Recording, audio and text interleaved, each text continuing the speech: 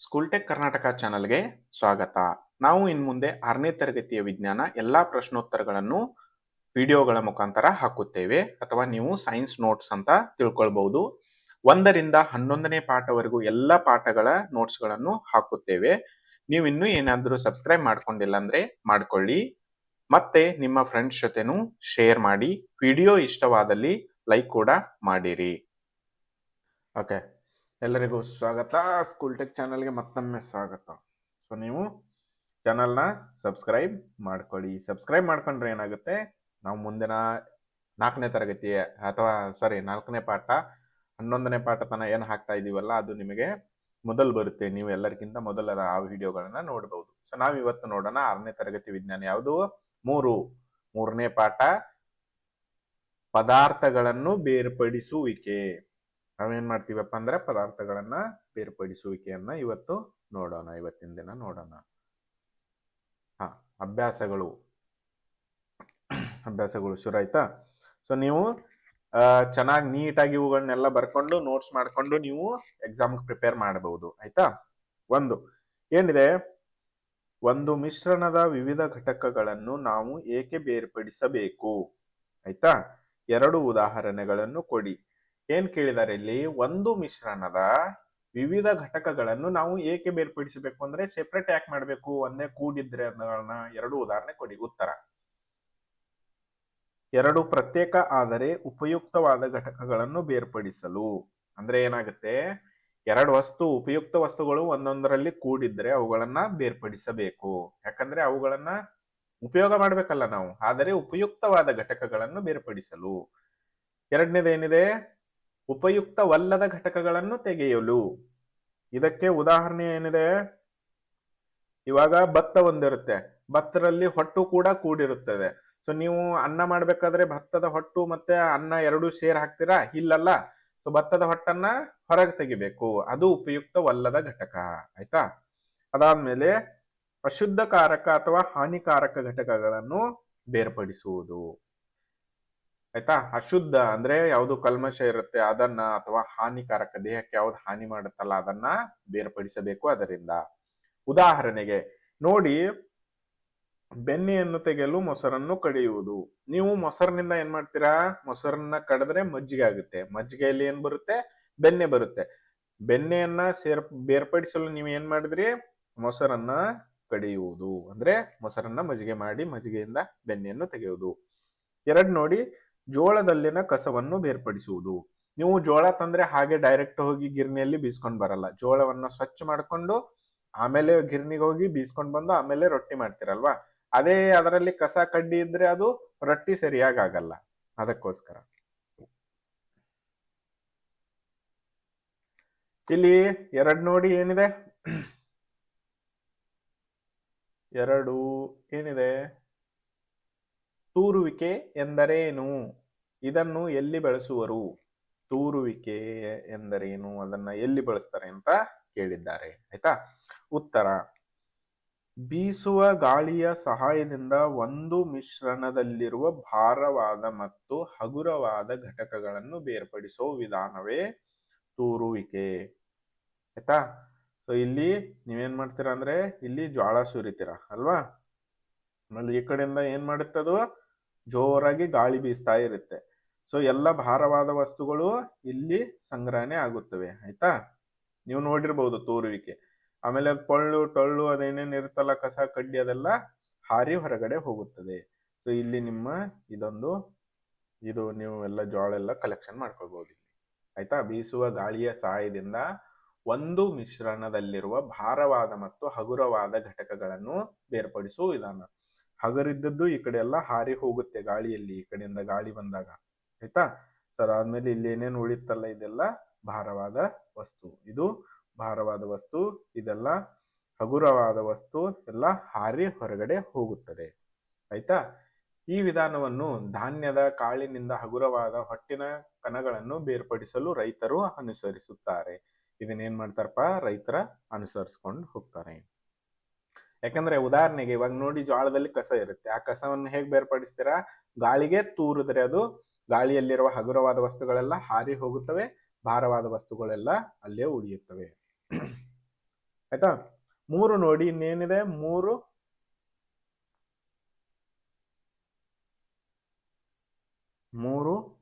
ಬೇಯಿಸುವ ಮುನ್ನ ಬೇಳೆಯಲ್ಲಿರುವ ಹೊಟ್ಟು ಅಥವಾ ಧೂಳಿನ ಕಣಗಳನ್ನು ಹೇಗೆ ಬೇರ್ಪಡಿಸುವಿರಿ? ಬೇಯಿಸುವ ಮುನ್ನ ಬೇಳೆಯಲ್ಲಿರುವ ಹೊಟ್ಟು ಅಥವಾ ಧೂಳಿನ ಕಣಗಳು ಯಾವುದರಿಂದ? ತೂರುವಿಕೆ ವಿಧಾನದಿಂದ.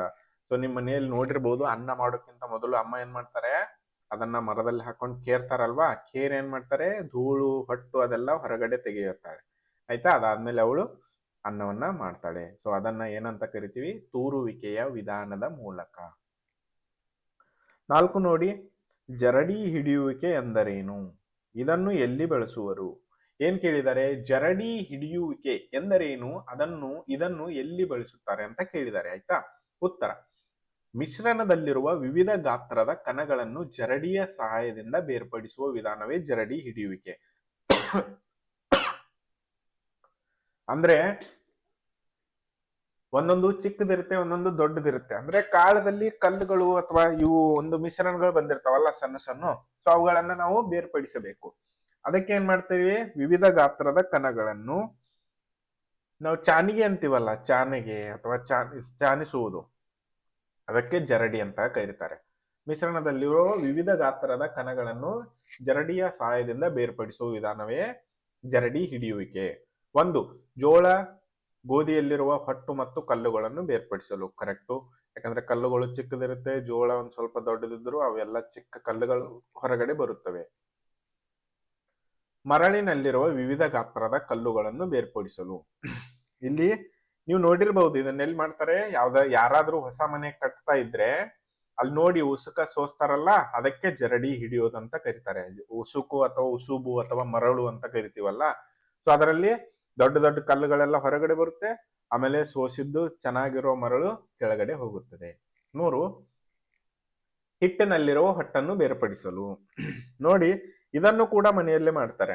ಮನೆಯಲ್ಲಿ ರೊಟ್ಟಿ ಮಾಡ್ಬೇಕಾದ್ರೆ ಏನ್ ಮಾಡ್ತಾರೆ, ಹಿಟ್ಟನ್ನ ಮೊದಲು ಚಾನಿಗೆಯಿಂದ ಚಾನಿಸ್ಕೊಳ್ತಾರಲ್ಲ, ಅದಕ್ಕೆ ಕೂಡ ಜರಡಿ ಹಿಡಿಯುವುದು ಅಂತ ಹೇಳ್ತಾರೆ. ನೋಡಿ, ಇನ್ನು 5 ಏನಿದೆ?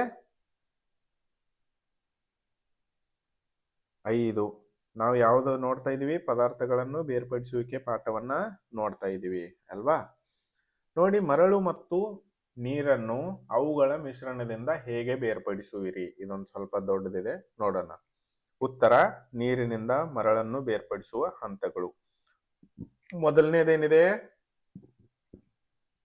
ಮಿಶ್ರಣವನ್ನು ಗಾಜಿನ ಲೋಟದಲ್ಲಿ ಇದು ನೋಟದಲ್ಲಿ ಅಲ್ಲ, ಗಾಜಿನ ಲೋಟದಲ್ಲಿ ನಿಲ್ಲಿಸಿ. ಅಂದ್ರೆ ಏನು? ಒಂದು ಗ್ಲಾಸಿಂದ ಪಾತ್ರೆ ಅಂದ್ರ ಗ್ಲಾಸ್ ತಗೊಳ್ಳಿ, ಅದಾದ್ಮೇಲೆ ಇಲ್ಲಿ ಇದೆಲ್ಲ ಮಿಕ್ಸ್ ಆಗಿರುತ್ತೆ, ಮರಳು ಮತ್ತೆ ನೀರು. ಆಯ್ತಾ. ಎರಡನೇದೇನಿದೆ? ಗುರುತ್ವ ಬಲದಿಂದ ಮರಳು ತಳದಲ್ಲಿ ನೆಲೆಯಾಗುತ್ತೆ. ಇಲ್ಲೇನಿದೆ? ಮರಳು ಏನೇನಾಗುತ್ತೆ, ಕೆಳಗಡೆ ಬಂದು ಕೂಡ್ರಕ್ ಶುರು ಆಗುತ್ತೆ. ಸೊ ಇಲ್ಲಿ ಮರಳು ಶೇಖರಣೆ ತಳಭಾಗದಲ್ಲಿ ಆಗುತ್ತೆ. 3. ಮೇಲಿನ ಪದರದಲ್ಲಿ ಸ್ಪಷ್ಟ ನೀರು ರೂಪುಗೊಳ್ಳುತ್ತೆ. ಇದೊಂದು ಸ್ವಲ್ಪ ನೀರೇನಿದೆ ಅಲ್ಲ, ಇದು ಎಲ್ಲ ಸ್ವಚ್ಛ ಹಾಕುವಂತ ಹೋಗುತ್ತೆ. ಆಯ್ತಾ. 4 ಏನಿದೆ? ಇನ್ನೊಂದು ಲೋಟದಲ್ಲಿ ಆ ನೀರನ್ನು ನಿಧಾನವಾಗಿ ಸುರಿಯಿರಿ. ಬಸಿಯುವಿಕೆ ಲೋಟದಲ್ಲಿ ಮರಳು ಬೇರೆ ಆಗುತ್ತದೆ. ಆಯ್ತಾ. ಇನ್ನೊಂದು ಲೋಟ ತಗೊಂಡು ಈ ನೀರನ್ನ ಇದಕ್ಕೆ ನಿಧಾನವಾಗಿ ಹಾಕಬೇಕು. ಯಾಕಂದ್ರೆ ನೀವು ಬೇಗ ಹಾಕಿದ್ರೆ ಅದು ಮರಳು ಮತ್ತೆ ಬರುತ್ತೆ. ಸೊ ಅದಕ್ಕೋಸ್ಕರ ನಿಧಾನವಾಗಿ ಹಾಕಬೇಕು. ಅಂದ್ರೆ ಬಸಿಯುವಿಕೆ ಸ್ಲೋ ಆಗಿ ಹಾಕಬಹುದು. ಆಯ್ತಾ. ಅದಾದ್ಮೇಲೆ ಇನ್ನೊಂದು ಲೋಟದಲ್ಲಿ ಆ ನೀರನ್ನು ನಿಧಾನವಾಗಿ ಸುರಿದ್ರೆ ಬಸಿಯುವಿಕೆ ಲೋಟದಲ್ಲಿ ಮರಳು ಬೇರೆ ಆಗುತ್ತದೆ. ಆಯ್ತಾ. 5. ಸೋಸುವ ಕಾಗದದಿಂದ ನೀರನ್ನು ಸೋಸಿ ಸ್ವಚ್ಛವಾದ ನೀರನ್ನು ಪಡೆಯಿರಿ. ನೀವೇನ್ ಮಾಡಿ, ಸೋಸುವ ಕಾಗದ ಇರುತ್ತಲ್ಲ, ಅದು ಸ್ವಲ್ಪ ಇಷ್ಟು ರಂಧ್ರ ಚಿಕ್ಕದಿರುತ್ತೆ. ಸೊ ಅದರಿಂದ ಇನ್ನೊಮ್ಮೆ ಈ ನೀರನ್ನು ಮತ್ತೊಮ್ಮೆ ಸೋಸಿದರೆ, ಆಯ್ತಾ, ಸೋಸುವ ಕಾಗದದಿಂದ ನೀರನ್ನು ಸೋಸಿ ಸ್ವಚ್ಛವಾದ ನೀರನ್ನು ಪಡೆಯಿರಿ. ಅಲ್ಲಿಗೆ ನಮ್ಮ ಮರಳು ಮತ್ತು ನೀರು ಬೇರ್ಪಡುತ್ತವೆ. ಅದಾದ್ಮೇಲೆ ನೋಡಿ 6. ಗೋಧಿ ಹಿಟ್ಟಿನಲ್ಲಿ ಮಿಶ್ರಣಗೊಂಡಿರುವ ಸಕ್ಕರೆಯನ್ನು ಬೇರೆ ಮಾಡಲು ಸಾಧ್ಯವೇ? ಹೌದು ಎಂದಾದರೆ ಇದನ್ನು ಹೇಗೆ ಮಾಡುವಿರಿ? ಏನಾಗಿತ್ತಪ್ಪ, ಗೋಧಿ ಹಿಟ್ಟದಾಗ ಸಕ್ಕರೆ ಕೂಡಿ, ಓಕೆ, ಆ ಸಕ್ಕರೆನ ನಾವು ಸೆಪರೇಟ್ ಮಾಡ್ಬೇಕ. ಅದಕ್ಕೋಸ್ಕರ ಏನ್ ಮಾಡೋದು? ಉತ್ತರ ಹೌದು, ಹೌದಂತ ಹೇಳ್ಯಾರ. ಗೋಧಿ ಹಿಟ್ಟಿನೊಂದಿಗೆ ಸಕ್ಕರೆಯನ್ನು ಪ್ರತ್ಯೇಕಿಸಲು ಸಾಧ್ಯವಿದೆ. ಹೇಗೆ ನೋಡೋಣ. ಒಂದು, ಏನ್ ಮಾಡ್ಬೇಕು? ಸಕ್ಕರೆ ಮತ್ತು ಗೋಧಿ ಹಿಟ್ಟನ್ನು ಬಹಳಷ್ಟು ನೀರಿನಲ್ಲಿ ಮಿಶ್ರಣ ಮಾಡಿ. ಆಯ್ತಾ? ಸಕ್ಕರೆ ಮತ್ತು ಗೋಧಿ ಹಿಟ್ಟನ್ನು ಬಹಳಷ್ಟು ನೀರಿನಲ್ಲಿ ಮಿಶ್ರಣ ಮಾಡಿ. ತುಂಬಾ ನೀರಿನಲ್ಲಿ ಅದನ್ನ ಮಿಶ್ರಣ ಮಾಡಿ. 2, ಅದನ್ನು ಫಿಲ್ಟರ್ ಕಾಗದದಲ್ಲಿ ಸೋಸಿ. 3, ಫಿಲ್ಟರ್ ಕಾಗದದ ಮೇಲೆ ಗೋಧಿ ಹಿಟ್ಟು ಇದೆ. 4, ಅದನ್ನು ಒಣಗಿಸಿ ಗೋಧಿ ಹಿಟ್ಟು ಪಡೆಯಬಹುದು. 5, ಸೋಸಿದ ದ್ರಾವಣ ಒಂದು ಸಕ್ಕರೆ ನೀರಿನ ಮಿಶ್ರಣವಾಗಿದೆ. ಆಯ್ತಾ? 6, ಸಕ್ಕರೆಯನ್ನು ಪಡೆಯಲು ಇದನ್ನು ಆವಿ ಮಾಡಬಹುದು. ಆಯ್ತಾ? ಅದಕ್ಕಿಂತನೂ ಗೋಧಿ ಹಿಟ್ಟಿನಲ್ಲಿ ಸಕ್ಕರೆ ಮಿಶ್ರಣ ಆಗಿರುತ್ತೆ. ಅದಕ್ಕೋಸ್ಕರ ಇದು ಮಾಡಿದ್ರು ಓಕೆ, ಆದರೆ ನಿಮ್ಮ ಹಿಟ್ಟು ಏನಾಗುತ್ತೆ? ಇಲ್ಲಿ ಒದ್ದೆ ಆಗುತ್ತೆ. ಸೊ ನೀವು ಒದ್ದೆ ಮಾಡದೆ ಏನ್ ಮಾಡ್ಬೋದಂದ್ರೆ, ಸಕ್ಕರೆ ಕಣ ಚೌಕ್ ಇರುತ್ತಲ್ಲ, ಸೊ ಹಿಟ್ಟು ಮತ್ತೆ ಅದನ್ನ ಹಾಕಿ, ಚಾನ್ಗೆ ಇರುತ್ತಲ್ಲ ನಿಮ್ದು ಮನೆಯಲ್ಲಿ ನೋಡಿರ್ತೀರ ಚಾನ್ಗೆ, ಅದರಲ್ಲಿ ಹಿಟ್ಟು ಮತ್ತೆ ಸಕ್ಕರೆ ಹಾಕಿ ಅದನ್ನ ಚಾನಿಸಿದ್ರೆ ಕೆಳಗಡೆ ಹಿಟ್ಟು ಮಾತ್ರ ಬೀಳುತ್ತೆ. ಆಯ್ತಾ? ಅದಾದ್ಮೇಲೆ ಸಕ್ಕರೆ ಎಲ್ಲ ಇಲ್ಲೇ ಉಳ್ಕೊಳ್ಳುತ್ತೆ. ಆಯ್ತಾ? ಇಲ್ಲಿ ಏನ್ ಉಳ್ಕೊಳ್ಳುತ್ತೆ? ಸಕ್ಕರೆ. ಕೆಳಗಡೆ ಏನ್ ಬರುತ್ತೆ? ಗೋಧಿ. ಆಯ್ತಾ? ಸೊ ಇದನ್ನು ಕೂಡ ಮಾಡಬಹುದು. 2 ವಿಧಾನ. ಇದು ಒಂದು ವಿಧ, ಇದು 2ನೇ ವಿಧ. ಸೊ ನೀವು ಯಾವ್ದು ಬರ್ಕೊಳ್ತೀರಾ ನೋಡಿ, ಅದೇನ್ ಪ್ರಾಬ್ಲಮ್ ಇಲ್ಲ. ನೀವು ಯಾವ್ದಾದ್ರೂ ತಗೊಳ್ಬಹುದು. ಅದಾದ್ಮೇಲೆ ನೋಡಿ ಏನಿದೆ? 7, ಮಣ್ಣು ಮಿಶ್ರಿತ ನೀರಿನ ಮಾದರಿಯಿಂದ ಸ್ವಚ್ಛ ನೀರನ್ನು ಹೇಗೆ ಪಡೆಯುವಿರಿ? ನೀರಲ್ಲಿ ಮಣ್ಣು ಮಿಶ್ರಿತ ಆಗಿದೆ. ಆಯ್ತಾ? ಸೊ ಅದರಲ್ಲಿ ಏನ್ ಮಾಡ್ಬೇಕು? ಮಣ್ಣು ಮಿಶ್ರಿತ ನೀರಿನ ಮಾದರಿಯಿಂದ ಸ್ವಚ್ಛ ನೀರನ್ನು ಹೇಗೆ ಪಡೆಯುವಿರಿ? ಉತ್ತರ, ಮಣ್ಣು ಮಿಶ್ರಿತ ನೀರಿನಿಂದ ಶುದ್ಧ ನೀರನ್ನು ಪಡೆಯುವ ವಿಧಾನ. ಆ ಮಣ್ಣನ್ನ ತೆಗೆದು ನೀವು ಶುದ್ಧ ನೀರನ್ನ ಪಡೆಯಬೇಕು. ಹೇಗೆ? 1, ಮಣ್ಣು ಮಿಶ್ರಿತ ನೀರು ಒಂದು ಪಾತ್ರೆಯಲ್ಲಿ ಅಲುಗಾಡಿಸದಂತೆ ತಗೊಳ್ಳಿ. ಒಂದು ಪಾತ್ರೆ ತಗೊಳ್ಳಿ, ಅದರೊಳಗಡೆ ಅದನ್ನೆಲ್ಲ ನೀರು ಹಾಕಿ. ಆಯ್ತಾ? ಇದರಲ್ಲಿ ಮಣ್ಣು ಕೂಡ ಮಿಶ್ರಿತ ಆಗಿರುತ್ತದೆ. 2, ಮಣ್ಣು ಕೆಳಭಾಗದಲ್ಲಿ ನೆಲೆಗೊಳ್ಳುತ್ತದೆ. ಮಣ್ಣು ಯಾಕೆಂದ್ರೆ ಮಣ್ಣು ಭಾರವಾದ ವಸ್ತು, ಸೊ ಅದು ಕೆಳಗಡೆ ಬಂದ್ ಕೂಡಿರುತ್ತೆ. ಆಯ್ತಾ? ನಿಧಾನವಾಗಿ, ಅದು ಟೈಮ್ ತಗೊಳುತ್ತೆ ಒಂದ್ ಸ್ವಲ್ಪ. ಅದಾದ್ಮೇಲೆ ಏನಾಗುತ್ತೆ? ಮೇಲಿನ ಪದರವು ಸ್ಪಷ್ಟ ನೀರು. ಇದೇನಾಗುತ್ತೆ? ಸ್ಪಷ್ಟ ನೀರು ಅಂದ್ರೆ ಗಲೀಜ್ ನೀರಿದ್ದು ಸ್ಪಷ್ಟ ನೀರಾಗಿ ಕಾಣಕ್ ಶುರು ಆಗುತ್ತೆ. 2, ಅದನ್ನು ಇನ್ನೊಂದು ಪಾತ್ರೆಯೊಳಗೆ ಬಗ್ಗಿಸಿ ಸಂಗ್ರಹ ಮಾಡಿಕೊಳ್ಳಿ. ಅದನ್ನ ಏನ್ ಮಾಡೋದು? ನಿಧಾನವಾಗಿ ಇನ್ನೊಂದು ಪಾತ್ರೆಗೆ ಹಾಕೊಳ್ಳೋದು ಆ ನೀರನ್ನ. ಆಯ್ತಾ? ಅದಾದ್ಮೇಲೆ ಏನಿದೆ? ನಂತರ ಮಣ್ಣಿನ ಕಣಗಳು ಕುರುಹುಗಳ ತೆಗೆದು ಹಾಕಲು ಈ ನೀರನ್ನು ಮತ್ತೊಮ್ಮೆ ಫಿಲ್ಟರ್ ಕಾಗದದಿಂದ ಸೋಸಿಸಿ ಶುದ್ಧ ನೀರು ಪಡೆಯಿರಿ. ಅಥವಾ ನೀವು ಅರಿವೆಯಿಂದನೂ ಸೋಸಬಹುದು, ಅಥವಾ ಫಿಲ್ಟರ್ ಕಾಗದ ಅಂದ್ರೆ ಇದು ಫಿಲ್ಟರ್. ಆಯ್ತಾ? ಫಿಲ್ಟರ್ನಿಂದ ಈ ನೀರನ್ನ ಮತ್ತೊಮ್ಮೆ ಇನ್ನೊಂದು ಪಾತ್ರೆಗೆ ಸೋಸಿ. ಆಯ್ತಾ? ಸೊ ಅಲ್ಲಿಗೆ ನಿಮ್ಮ ಸ್ವಚ್ಛ ನೀರು ಅಥವಾ ಶುದ್ಧ ನೀರನ್ನ ಪಡೆಯಬಹುದು. ಅದಾದ್ಮೇಲೆ ನೋಡಿ 8 ಏನಿದೆ? ಬಿಟ್ಟ ಸ್ಥಳ ತುಂಬಿರಿ ಅಂತ ಇದೆ ಅಲ್ವಾ? ಬಿಟ್ಟ ಸ್ಥಳ.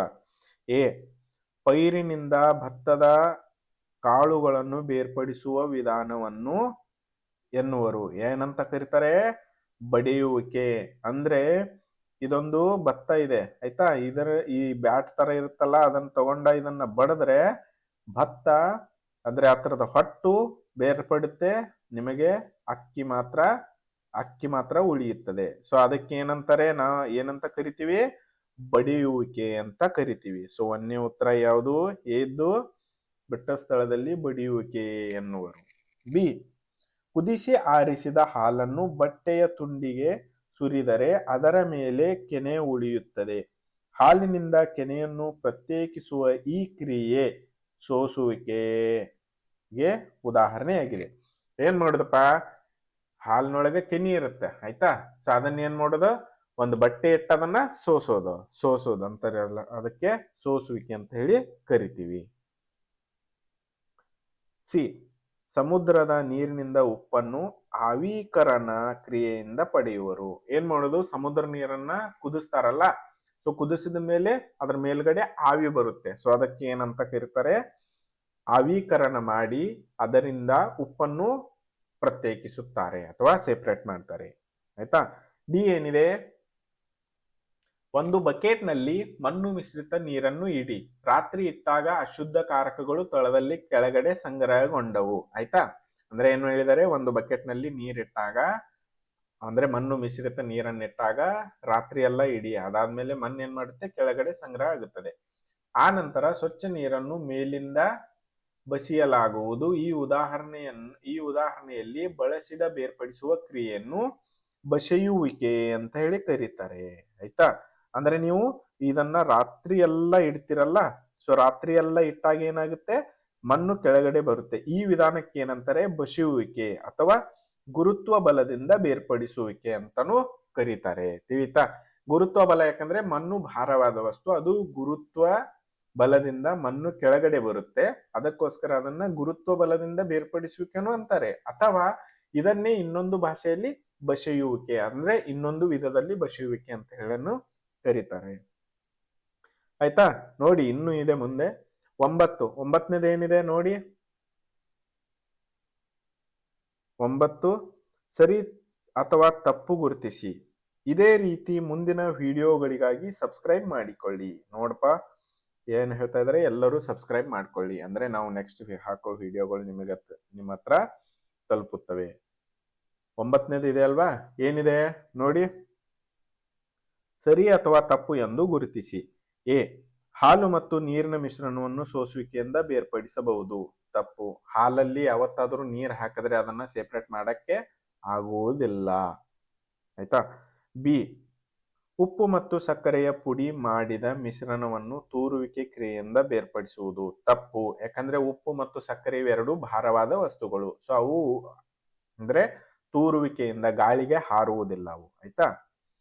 ಅದಾದ್ಮೇಲೆ ಸಿ ನೋಡಿ, ಚಹಾದಿಂದ ಸಕ್ಕರೆಯನ್ನು ಬೇರ್ಪಡಿಸಲು ಸೋಸುವಿಕೆಯನ್ನು ಬಳಸಬಹುದು. ತಪ್ಪು. ಯಾಕೆ ತಪ್ಪಂದ್ರೆ, ಚಹಾದಲ್ಲಿ ಸಕ್ಕರೆ ಆಲ್ರೆಡಿ ಕರಗಿ ಹೋಗಿರುತ್ತದೆ, ಅದನ್ನ ಸೋಸಿದ್ರೆ ಅದು ಚಹಾ ಕೆಳಗಡೆ ಸಕ್ಕರೆಯೊಂದಿಗೆ ಬರುತ್ತಲ್ವಾ, ಸಕ್ಕರೆ ಸೆಪರೇಟ್ ಆಗಿ ಬರುವುದಿಲ್ಲ, ಅದಕ್ಕೋಸ್ಕರ ಅದು ತಪ್ಪು. ಡಿ, ಧಾನ್ಯ ಮತ್ತು ಹೊಟ್ಟನ್ನು ಬಸಿಯುವಿಕೆ ಕ್ರಿಯೆಯಿಂದ ಬೇರ್ಪಡಿಸುವುದು. ಇಲ್ಲ, ಬಸಿಯುವಿಕೆಯಲ್ಲಿ ನೀರು ಮತ್ತು ಮಣ್ಣನ್ನ ತೆಗಿತಾರೆ. ಸೊ ಧಾನ್ಯ ಮತ್ತು ಹೊಟ್ಟನ್ನು ಯಾವುದರ ಮೂಲಕ ತೆಗಿತಾರೆ, ತೂರುವಿಕೆ ಮೊದಲು ತೆಗಿತಾರೆ. ಸೊ ಆದ್ದರಿಂದ ಧಾನ್ಯ ಮತ್ತು ಹೊಟ್ಟನ್ನು ಬಸಿಯುವಿಕೆ ಕ್ರಿಯೆಯಿಂದ ಬೇರ್ಪಡಿಸುವುದು ಇಲ್ಲ, ತಪ್ಪು. 4ನೇ ಉತ್ತರ ಕೂಡ ಅಂದ್ರೆ ಡಿ ಕೂಡ ತಪ್ಪು. ಇನ್ನು ಇದೆ 10 ನೋಡಿ. ನಿಂಬೆ ರಸ ಮತ್ತು ಸಕ್ಕರೆಯನ್ನು ನೀರಿಗೆ ಬೆರೆಸಿ ಶರಬತ್ತು ತಯಾರಿಸುವರು. ನೀವು ಅದಕ್ಕೆ ಮಂಜುಗಡ್ಡೆಯನ್ನು ಹಾಕಲು ಬಯಸುತ್ತೀರಿ. ಶರಬತ್ತಿಗೆ ಮಂಜುಗಡ್ಡೆಯನ್ನು ಸೇರಿಸಬೇಕಾಗಿದ್ದು ಸಕ್ಕರೆ ಕರಗುವ ಮುನ್ನವೋ ಅಥವಾ ನಂತರವೋ ಯಾವ ಸಂದರ್ಭದಲ್ಲಿ ಹೆಚ್ಚು ಸಕ್ಕರೆಯನ್ನು ಕರಗಿಸಲು ಸಾಧ್ಯ? ನೀವೇನ್ ಮಾಡ್ತಾ ಇದ್ದೀರಾ, ಶರಬತ್ ಮಾಡ್ತಾ ಇದ್ದೀರಾ, ಅದ್ರೊಳಗೆ ಅವ್ರು ಏನ್ ಹೇಳ್ತಾ ಇದಾರೆ, ನೀವು ಸಕ್ಕರೆ ಯಾವಾಗ ಹಾಕಬೇಕಂತ ಕೇಳಿದ್ದಾರೆ. ಅಂದ್ರೆ ಮಂಜುಗಡ್ಡೆ ಹಾಕಿದ ಮುಂಚೆ ಅಥವಾ ನಂತರ? ಉತ್ತರ ಇಲ್ಲಿದೆ ನೋಡಿ. ಉತ್ತರ, ಸಕ್ಕರೆ ಕರಗಿದ ನಂತರ ನಾವು ನಿಂಬೆ ಪಾನಕ್ಕೆ ಮಂಜುಗಡ್ಡೆ ಸೇರಿಸಬೇಕು. ಮೊದಲೇನ್ ಮಾಡ್ಬೇಕು, ಸಕ್ಕರೆ ಕರಗಿಸ್ಕೋಬೇಕು, ಅದಾದ್ಮೇಲೆ ಮಂಜುಗಡ್ಡೆ ಹಾಕಬೇಕು.